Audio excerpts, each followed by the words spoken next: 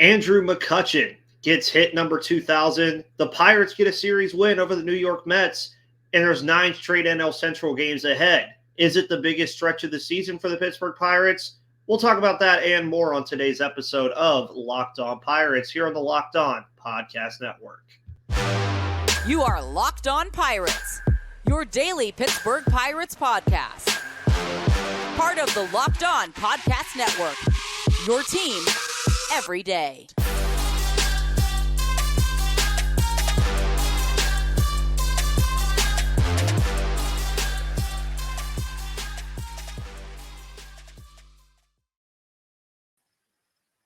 And welcome back, everybody, to the Locked On Pirates podcast here on the Locked On Podcast Network, where it's your team, your Pittsburgh Pirates every day. I know Gary has been missing in action for the last 2 weeks. That's partially my fault and partially his busy schedule. But he's here today on Monday, June 12th. As you guys, love to DM me about this. You're like, hey, where's Gary at? Is he okay? I'm like, yeah, he's fine. He does his fan forum every Thursday. You can literally go see him. He's fine. He's not dead. But Gary, how are you, sir? I'm good, man. I'm coming out of it a little bit and just in time for the baseball season to really heat up. So, yeah, and it's a busy time of the year for this Pittsburgh Pirates team. One thing that I will talk about once we start talking about the series that they just played against the Mets, I don't have the numbers in front of me because I can't find them and I don't feel like counting. But I would guess that the Pirates' record against the National League is much better than it is against the American League after what we saw last week. But the big story, of course, coming out of Pittsburgh yesterday was Andrew McCutchen getting his 2,000th hit. Joe Block had to make it known that he was on 1999 for quite a bit of time. It was every at-bat pretty much, but, doing his job. Comes up yesterday, Sunday afternoon, first plate appearance, gets it done. It was a very nice moment for him. Obviously had the whole family there, standing ovation, whole deal. But it made me think again just about how important this guy has been to the Pittsburgh Pirates since he got his first hit on June 4th, 2009, I think was his first ever hit in PNC Park. So, ever since then, even when he left, indirectly, Andrew McCutchen helped this Pirates team by acquiring Brian Reynolds. Now he's back again, and the team, of course, had that slide after starting 20-8. Do you think, and I feel like this is kind of one of those obvious questions that has an obvious answer, but how much impact has he had on this team being able not only to stay afloat after something like that they had in the month of May, but be where they are now, which is solely in first place again? You probably don't have to ask me. The players say it all the time. Yeah. They give him a lot of credit for the attitude in the room and making sure that everybody's head is in a good place when bad things happen. Mm-hmm. He's been there and done that, and he's seen what it's like when the team swoons and when they come back and trusting the process and fighting through the struggle. And yeah, I think he and to a degree, Carlos Santana and Rich Hill, guys like that, I think they all add to that plate. As far as McCutchen, well, he's done it here. Yeah. So his experience here is, I think, something that he is constantly educating guys on. Hey, if you do this here, it's probably not going to be as appreciated in New York as it would be in Pittsburgh. Look at how these people worship me. And Yeah. I'm probably not even a Hall of Famer. Cutch is humble enough to be saying things like that. Yeah, and he will admit that too. And it's a question that a few months ago you guys actually had on the fan forum. Does he deserve a statue outside of PNC Park? It's kind of, and it again, we talked about it, you talked about it on your show, and then we talked about it on mine. It's not like a cookie cutter yes or a cookie cutter no. There's very real options to say yes. There's very real options to say no. And Cutch is that kind of guy. Even throughout this whole homestand, it was a 9-game homestand. And he was at, I believe, 1,995 when he came into it. So a lot of people expected him to do it against the A's just because of how, he's been consistently playing. But he even admitted it the other day. He's like, I don't really care that much. It's a milestone, but it's not something that if I see 4 pitches out of the zone, I'm just going to swing at those pitches out of the zone to get this 2,000th hit. I think he said more along the lines of like he knew it was coming. He's going to get the hit eventually. And I think that was a healthy way to look at it. And nobody wanted to be attached to that number. Nobody wants to be attached to that. Nobody wants to be the pitcher that threw that ball. At least they think. But I'll be honest, most people aren't going to remember that he hit that off of Carlos Carrasco in 5-6 years. It's going to be a trivia question somebody asks, and there'll be a few very observant people. And then, even though there was 20,000 people at the stadium yesterday, there'll be mysteriously 45 or 50 that were there for it, right? Yep. Over the course of the next 5 years or so. It was a big moment, man. And 2,000 hits is crazy. You think about how many people have actually done it, and it's just a little under 300, right? Yeah, and I mean, look at the amount of people in Major League Baseball just this year. Like, it's insane to think about. And it doesn't sound like a lot either from like a whole career perspective when you're thinking 2,000 hits. It doesn't sound like that much, but then you really think about it, and it's like, okay, this dude's like averaging on hits is crazy. Yeah, you have to not only be good, you have to be good for a sustained amount of time to be where Andrew McCutchen is. And again, he's not Sidney Crosby. He's not Ben Roethlisberger. He's not Mike Trout. He's a very, very good baseball player who has been very consistent for the vast majority of his career. And there just aren't a lot of those guys. There aren't. Maybe that's not a Hall of Famer, but it's certainly the best player we've had here since 2000. Yeah. And he's 100% the face of this franchise until he's not.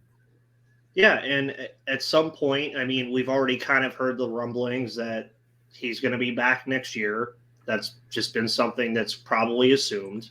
I mean, it's been lightly reported, but obviously we're not going to like go super deep into it because it's still not even halfway through this year. But it's pretty evidently clear now that he wants to finish his career here. I don't think there's any doubt in that anymore. It's not, okay, like, cool, I enjoyed all this, but like trade me to a contender. Yep. But also, the Pirates, I don't want to say they're contending, but they are a first place team on June 12th. Now, we're not going to kid ourselves here and act like they're a World Series contender. I don't think so yet. I mean, I don't really know. Crazy things happen in baseball. I mean, look, if you get in the playoffs, you're a World Series contender. That is very true. And that's really all there has to be to it. Philadelphia had no business getting to the World Series last year. I'm just going to say it right now. They didn't. They did. But once you get in the playoffs, anything can happen. Look at the Florida Panthers in the NHL. Yeah. Nobody thought they had a chance against Boston, and there they are in the Stanley Cup final. So, yeah. And I'm going to say something funny that I found out yesterday before we hit our ad break about that team. I know this has nothing to do with the Pirates, so if you guys click off, I apologize. But it's something that I did not notice until yesterday, that their home jersey in Florida and their away jersey in Florida, you wouldn't think there's like any difference in it at all except red versus white. I never realized that their road jersey says Florida and their home jersey says Panthers in the logo. Never realized that until yesterday. Never. Speaking of jerseys, by the way, sometime next week we'll probably be talking about the City Connect jersey. Yes, I know it got leaked already, but I'm not going to like talk about a leak and then it be completely different and look stupid. But anyways, if that is the jersey, I like it personally. Attack me if you want. But anyways, if you want to go fix your car, make sure you go to eBay Motors, please. I should have their thing somewhere. Oh, yeah, there it is. It's the eBay Motors 426 thing right there, bud. Because for a championship team, as me and Gary were just talking about, like the Phillies, it's all about making sure every player is a perfect fit. It's the same when it comes to your vehicle, because every part needs to fit just right. So the next time you need parts and accessories, head to eBay Motors. With eBay Guaranteed Fit, you can be sure every part you need fits right the first time around. And over 122 million parts are available for you to choose from, and you'll be back in the game in no time. After all, it's easy to bring home a win when the right parts are guaranteed. Get the right parts, the right fit, and the right prices on ebaymotors.com. Let's ride. eBay Guaranteed is only available to U.S. customers. Eligible items only. Exclusions apply.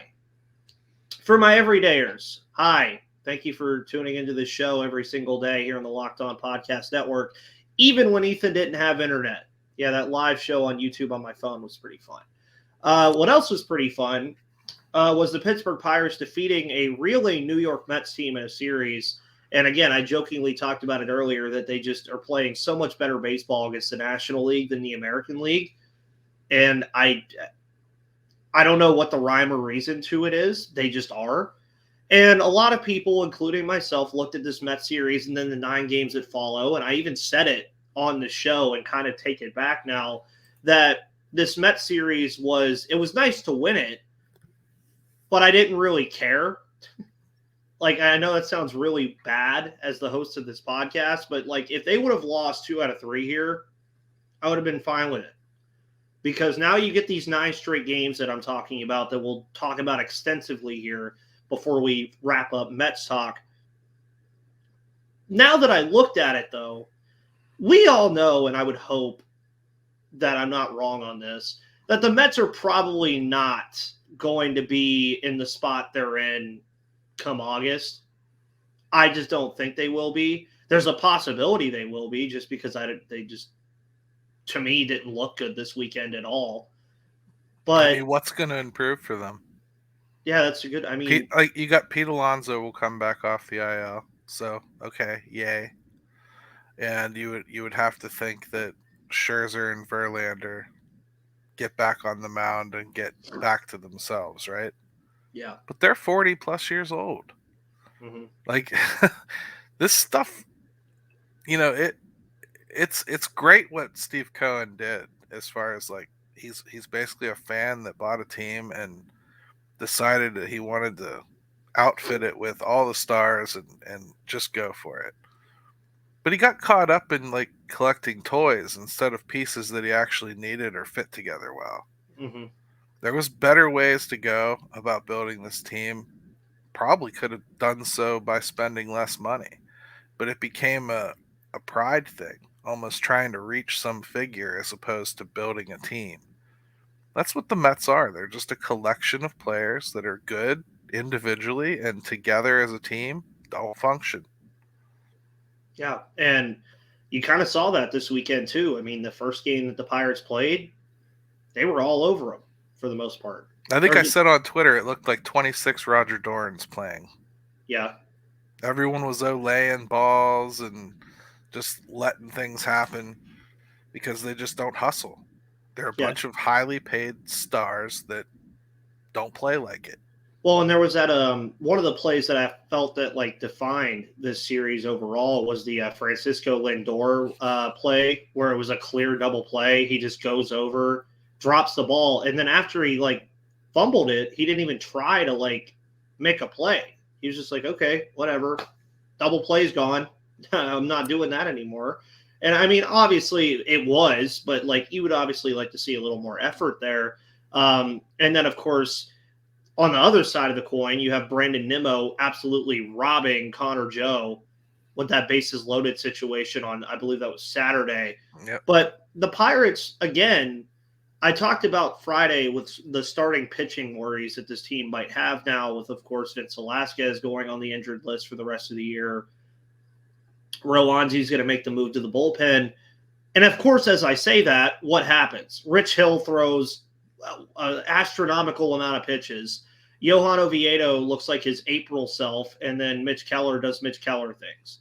So, yeah, over the weekend, they were fine. But obviously, we also heard Ben Cherington on his radio show yesterday talk about somebody's getting called up this week because they have to. And well, we know who that is now. It's Osvaldo Bido, correct? Osvaldo Bido. And because of writing on the site and reading stuff I write, I knew this was coming, last Thursday or something, I think. Yeah. I wrote about it. Yeah, because I believe Bido started on Thursday, correct? So he has ample rest and he's going to be fine. The Pirates pitching staff, though, the starting in particular, it's going to be trouble all year. It just is. It was not meant to get this young, this quick. They're fortunate that Rich Hill hasn't gone on the IL yet. He does just about every single year, which is why I questioned pushing the envelope with him the other day. Glad to get the win. Happy he had a good performance. Don't like pushing him right now. I think he's a blister away from sitting for 2 or 3 weeks, and that would devastate this team. It would. You're going to end up seeing Quinn Priester up here at some point because I don't see a way they can avoid it. I don't even think he'll necessarily be ready when he gets the call, but they're going to need innings. He's got to come up. They're probably going to have to dip all the way into Double-A and think about Kyle Nicholas and Jared Jones. There's a lot of things that the Pirates are going to have to do that you would really prefer them not have to do. And I'll say this, in or out of contention, this team has to go and get a starting pitcher. Yes, they do. They have to. There's just not enough innings left with what they have. And that's if Rowanzi figures it out and works his way back into the rotation. Because if he doesn't, this problem is twice as big as it was. They may have to get 2. Yeah. And also, I know a lot of people, I tweeted about it, about if the Pirates traded for Shane Bieber, it would send me into the stratosphere. That was literally the words I used. And people assumed that meant I wanted him to be here, which it kind of does because Shane Bieber would be a massive help to this team, even in an off year. And I know you're going to throw the exit, you're going to throw the velocity dip at me, you're going to throw the break dip at me, you're going to throw all this stuff at me. Shane Bieber and Mitch Keller would arguably be the best duo of pitchers in the NL Central, and I could even argue that it might not even be arguable. Based off of Milwaukee still has Burns and Woodruff, obviously, so that's a good group too. Look at the other teams in the NL Central right now. At this current moment in time. Now that eliminates the Reds because Lodolo's on the IL, I believe, or he either just came back or he just went on it. I always forget which one it is. But it doesn't necessarily have to be Shane Bieber either, is what the point I'm getting at, because Gary will tell you this too. What's the one good thing the Pirates have done the last 3 years? Go out and find veteran pitching. They've done it in free agency. I can guarantee you they can do it in the trade market too. Now, even back in the mid 2000s when the Pirates acquired starting pitching, they got guys like Ivan Nova and Jay Happ. And these weren't household names. You weren't walking at Wandy Rodriguez, I think was 1 year. You don't necessarily go out and try to get somebody's star. But I think the Pirates, this is a unique advantage here. They have a real need for starting pitching, veteran starting pitching, moving into next year. They can find somebody that's got a contract that's a little too big and make a move that helps beyond this year. I think that's what they need to try to do. I also don't want to pretend that's super easy to find, but that's what they need. And if they can't get that, they're going to need to settle, Ethan. They're going to have to trade for somebody that you aren't even going to really want, like a Patrick Corbin from Washington. He stinks, but he takes the ball and he gives you 5 innings, and that's all he does. And if you end up having to DFA him or use him out of the bullpen instead because guys get healthy, hey, at least you got the innings covered. They're going to have to make some decisions like that, and it's not going to be very popular. But when you really look at the landscape of what's out there, I think you're going to understand why they have to do it. Yeah, and it's interesting too for myself, obviously, because I've been doing the show now this is my 3rd season of doing the show, and it's always been trading this guy away. Who's getting traded today? Who's going where? Now that it's flipped, It is kind of weird because, I mean, at this point, I'm tired of hearing the notion that it's still early, the division sucks, blah, blah, blah. All the cliches of why the Pirates are in first place right now. It's still June. Okay, so when it's next month and the Pirates are still in contention, is it still just July? We're more than a third of the way through the season, folks. A lot of people forget about that. It is, I mean, the halfway point is not that far away. It's already June 12th, and the All-Star game is the second week of July. Right. If they're gonna get knocked out of contention, I doubt it's gonna be before the All-Star break. Yeah. Now, with this upcoming these upcoming 9 games against the NL Central can be telling of a lot of things. And it's funny because I ran into a Cubs fan at work yesterday. They were like, "Oh yeah, I'll be at the game on Wednesday." But I noticed something. I was like, "What's up?" She's like, "Oh, we haven't played you guys this year yet. This is the first time we're playing each other." And I said, "Yeah, it's June. We haven't played each other yet." And now you get 6 games against Chicago, 3 against Milwaukee. Neither of these teams have played Pittsburgh yet. Now, something on Milwaukee. Pirates fans, we need to send a care package to them because we lost 2 of 3 to the A's. Somehow on God's green earth, they lost all 3. And I don't know how they did. I didn't watch those games, but I'm very happy they did. Chicago, to me, not to be rude to the Locked On Cubs guys or any Cubs fan that may be watching the show for whatever reason, they're a team that spent a lot of money that acted like they wanted to contend when they can't. That's just my idea of the Cubs right now. Now, obviously, that'll probably come back to bite me when they beat us 2 out of 3 this week for some odd reason. But it's still division games. These are games that swing the division for the Pittsburgh Pirates. And there's 1 of 2 outcomes here. And I'm going to talk about this more on tomorrow's show as well when we're talking about the preview with the Cubs. There's 1 of 2 outcomes really here, or 3 actually. 1, say you go 6-3 over this stretch. You probably extend your lead in the division. You could go 4-5 or 5-4 over this stretch. You maintain pace, depending on what games you lose. You could go 3-6 or 2-7, and that 1-game lead you have turns into a 4-game deficit. That's why I'm calling this arguably the biggest stretch of the year for this team. Because, again, they're sitting in a good spot currently. Say they go to Wrigley and lose 2 out of 3. That changes a lot over the course of just 3 days for this division. Yeah, I would agree. And I think, like, the other thing to think about is it's not a surprise the Pirates are where they are. I mean, they're a game in front of Milwaukee. The Pirates have a +2 run differential. Nothing to shake a stick at. Nothing to be super excited about. But it's +2. Milwaukee is -21. Mm-hmm.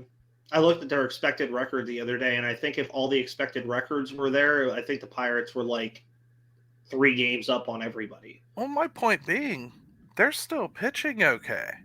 Mm-hmm. This team has a pathetic offense. Like, guys, this is not like a team we should be frightened of, even as Pirates fans. I'm not saying we're going to win every game against them. Certainly not. But I'm saying, like, they should win this series. If you thought we should beat the A's, you sure as hell better think we should beat the Cubs and the Brewers. The Cubs have a negative run differential of -13. I mean, these are not good teams, okay? Like, the Pirates really should be in this. Cincinnati, who everyone thinks is horrible, is -34. That's not that much worse. No. So, I mean, it's a difficult division to forecast out because really any of these teams could get hot. The last place team in the division, St. Louis, -1. Mm-hmm. You make sense of this division somehow. Like, it's very difficult, and they haven't really gotten to play each other. And finally, the Pirates are getting to the point where we're going to start playing them now. Yeah. Let's see what happens. I agree with you. I think this 9-game stretch here is pivotal, at least as far as the division goes. But I don't think we're at make or break territory yet. No, and I don't want to make it sound like make or break territory either, but it is to the tune of a lot can change. Opinions can obviously opinions are going to change every day, but just the outlook of what we have of this team through this stretch is going to be interesting. I mean, okay, like I agree with you. By the way, these are games they should win. Neither of these teams is like Goliath to our David. They're not. We're arguably better than both of these teams. And there's very strong arguments you can make to say that the Pirates are better than Milwaukee and Chicago. But again, I mean, let's just say over this stretch the Pirates go 5-4. That would make them 39-34. That would be fine. But let's all of a sudden say St. Louis goes on like a 8-game win streak. Like you said, any of these teams can get hot. They have the stuff to do it. Milwaukee's offense all of a sudden wakes up. There it is. They're going to wake up at some point, I think. Even though it is again a pathetic offense. I mean, it's just ridiculous. I don't see it. I don't think they have the players to do it. Yeah, and I mean, you've said it all year about Cincinnati. All it takes for them is the pitch. They get the pitching, they're fine. And they're kind of doing. And the thing I'll say about Cincinnati is I see a lot of Pirates fans have discourse about the Reds.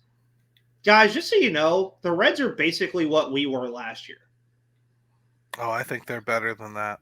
They're better than that, but like the same. I legitimately think the Reds are further along in their rebuild than anyone cares to mention. Yeah, I mean, look at they'll be in contention next year. I mean that. It's very possible. I could see it with the way that they're like. I mean, just look at the team up and down now. You have Green, Lodolo, Ashcraft, probably have some other guys down there too. Ellie De La Cruz is up here now with Matt McLean, Spencer Steer. They have NL Rookie of the Year candidates everywhere right now. And I think when I said, like, they remind me a lot of last year's team is like last year when you were seeing kind of the rapid fire from the Pirates bringing guys up. Obviously, there was different reasoning behind it, but for the Reds, these are some real guys. And the NL Central in general is going to start looking real 2013-ish, I think, in 2024. Yeah. It could even look 2013-ish this year if Milwaukee takes a slide. I would say that the Reds are right where Detroit was a couple years ago when they had all those stud pitchers starting to come up and they had drafted Torkelson, right? Well, then all of a sudden, all those stud pitchers needed Tommy John almost like on a conveyor belt. So they've moved everything back and all their expenditures are basically a waste of money.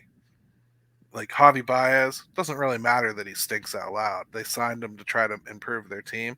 Well, the team stinks because all their pitchers that were studs and supposed to carry this thing getting Tommy John surgery. Mm-hmm. Well, Pirates are kind of feeling that a little bit right now. Brubaker's not a stud, but you still lose his innings. Burrows might have been a stud. You lose all his innings, push him back. Max Kranick is just coming back from it. There's a lot of guys that you're going to start to see come back. Well, Cincinnati hasn't gone through that yet. And I'm sorry. Look at those arms and the way they throw. I mean, they're going to go through it. If Hunter Green miraculously gets through his career without having Tommy John surgery, and I never want to hope for anybody to get injured. Let me just say that right now before I get attacked. But when you're consistently throwing 101, it's just bound to happen. It is. And it's something that he even probably knows himself. Like he won't admit it, but he knows at some point 2-3 years down the line, it's going to have to happen. Sure. And for the Pirates right now, as you mentioned, if JT Brubaker was healthy, I think we have a much different outlook on Rowanzi moving to the bullpen right now if he was healthy. Even Michael Burrows. I think Burrows would have came up before Beto or Priester. Personally. Or Ortiz. He would have already been here with the things that are going on. Oviedo probably still wouldn't be in the rotation. He'd probably be in the bullpen.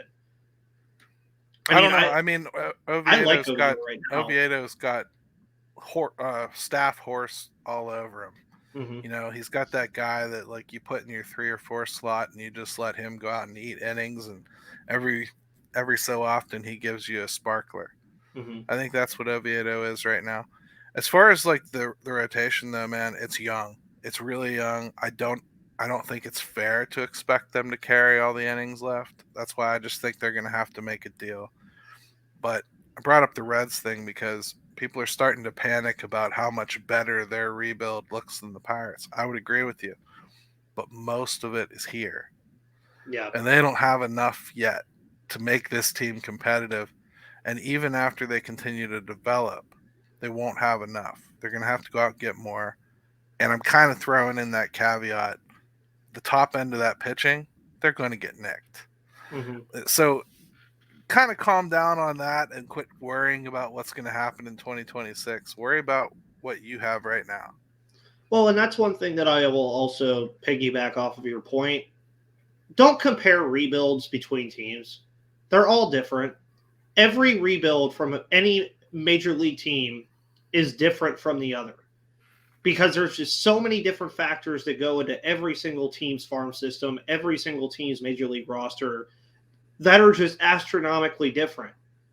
You might think. Funny, I do it all the time, though, Ethan. Like, I just did it with the A's. Like, well, yeah, I mean, you can, like, I'm not saying you can't compare them, but they're never 100% like cookie yeah, cutter. they don't. This is how They're we not do linear at all. Yeah. But you the can't A's compare do. them. The A's do exactly what people here wanted the Pirates to do, and cried for the Pirates to do. Right, starting in 2020, bring up all the kids. Yep. What's the sense in watching these bums play? Bring up all the kids, whether they're ready or not. Well, that's what the A's do. That's what the A's always do. Every time they rebuild, it's what they do. They sell everything. They bring up all kids. The Pirates, they're different. They sell everything. They bring in a bunch of scrubs and try to buy themselves time. Yep. The Cubs, they sell off everything. They bring in veterans for a specific window of time that gives them time for their prospects to develop and come up and supplant those veterans. It's just a different philosophy everybody has, and it really depends on how much money you have. The A's, they'll be back in this thing by, like, they won't be in Oakland, but they'll be in this thing come like 4 or 5 years from now with a decent team, and it'll be constructed with 5, 6, 7 guys that are on this team stinking out loud right now. Yep. That's how they do it. Yeah, it's just how teams do it. And as I've said all year, and I'll say again to end today's show, I still don't think we've seen the best version of this team this year. I'll let you guys sit on that for a minute too, because you know what I'm talking about.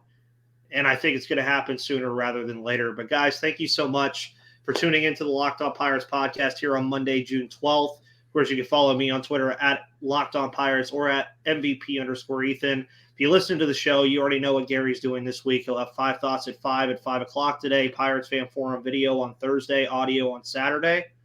Yep. Yep, cool. You got it.